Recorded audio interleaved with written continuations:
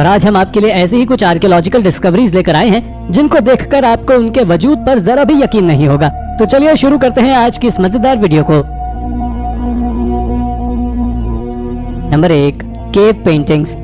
इसके बाद अब हम स्पेन की एक केव में मिले कुछ आर्टवर्क के बारे में आपको बताने वाले हैं, जिनको यूरोप के कुछ मोस्ट एंशिएंट आर्टवर्क में से एक माना जाता है, जिसे आप लोग भी जाकर देख सकते हैं। जी हाँ, हम बात कर रहे हैं अल्टामिरा केव पेंटिंग्स के बारे में, जिनको पैलियोलिथिक एरा में बनाया गया था, लेकिन इन पेंटिंग्स को यहाँ आने वाले ह्यूमंस के ग्रुप के द्वारा काफी नुकसान पहुंचाया गया। इसलिए कई एक्सपर्ट्स का मानना है कि इन पेंटिंग्स के पास कम से कम लोगों को जाना चाहिए।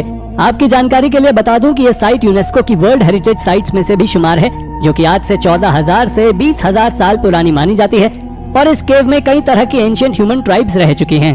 Number 2, the Voynich manuscript. दोस्तों, अगर बात करें वॉयनिक मैन्यूस्क्रिप्ट की, तो आपको बता दें कि इस मैन्यूस्क्रिप्ट को 15वीं शताब्दी में दुनिया के सामने लाया गया था। इसकी सबसे अजीब बात यह है कि इस किताब को कुछ इस तरह की भाषा में लिखा गया था कि जिसके बारे में ना तो साइंटिस्ट और ना ही आर्कियोलॉजिस्ट ने अपनी हजारों सालों की डिस्कवरी में सुना था और ना ही देखा था। हालांकि समय समय पर इस मैन्यूस्क्रिप्ट को ट्रांसलेट करने की कोशिश की गई, पर आज तक कोई भी साइंटिस्ट इस मैन्यूस्क्रिप्ट के बारे में पता नहीं लगा पाया है। इतना ही नहीं, हाल ही में एक साइंटिस्ट ने इस मैन्यूस्क्रिप्ट को ट्रांसलेट करने की कोशिश की है। खैर, इसको ट्रांसलेट करना एक बहुत ही कठिन काम है, जो आज भी चल रहा है, और अभी तक मिली जानकारी से पता चला है कि ये कोई मेडिकल टेक्स्ट बुक हो सकती है।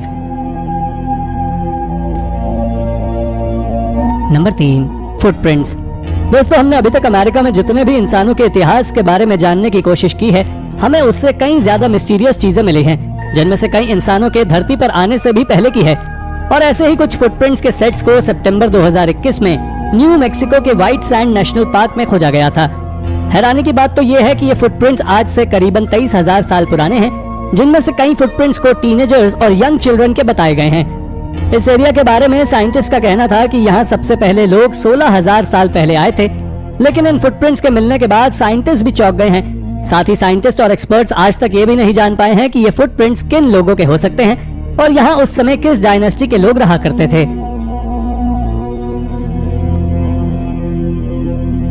नंबर 4, सकाई ह्यूमन।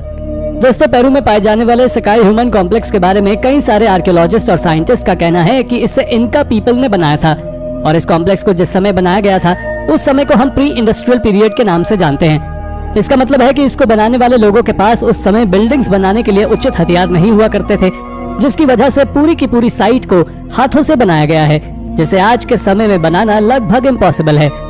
आप जान लें कि सकाई ह्यूमन कॉम्प्लेक्स में इस्तेमाल किए गए स्टोन्स को बिना किसी मॉडर्न टेक्नोलॉजी की मदद से कट, बैलेंस्ड और बिल्कुल स्ट्रक्चरल एक्यूरेसी के साथ प्लेस किया गया था। Number 5, Pompeii chariot. इस खोज को 1738 में पोम्पई में अंजाम दिया गया था, जो आज भी चालू है, क्योंकि यहाँ से एक सबसे फैसिनेटिंग चीज को खोजा गया था। दरअसल आपको बता दें कि यह चीज कोई साधारण खोज नहीं है, बल्कि एक रीति रिवाजों के लिए उपयोग करने वाले शैरियट की थी, जिसे इस साइट के आउटस्कर्ट से खोजा गया था। यह सदियों दबे रहने के बाद भी एक बहुत अच्छी हालत में मौजूद था, और तो और इस पर बने क्यूब और ट्रायंगल शेप के स्ट्रक्चर साफ तरह से विजिबल हो रहे थे। इनके बारे में एक्सपर्ट्स का मानना है कि ये 79 एडी में हुए वॉल्केनिक इरप्शन के समय से ही जमीन में दबा हुआ था। यह उस समय का सबसे आरामदायक शैरियट था, क्योंकि इसमें आर्मरेस्ट और बैकरेस्ट दोनों ही मौजूद थे, और इसमें 4 लोहे के बने हुए व्हील्स भी थे। इसके बारे में एक्सपर्ट्स का मानना है कि इसको किसी स्पेशल ओकेजन के लिए बनाया गया था, ना कि ट्रांसपोर्टेशन के हिसाब से।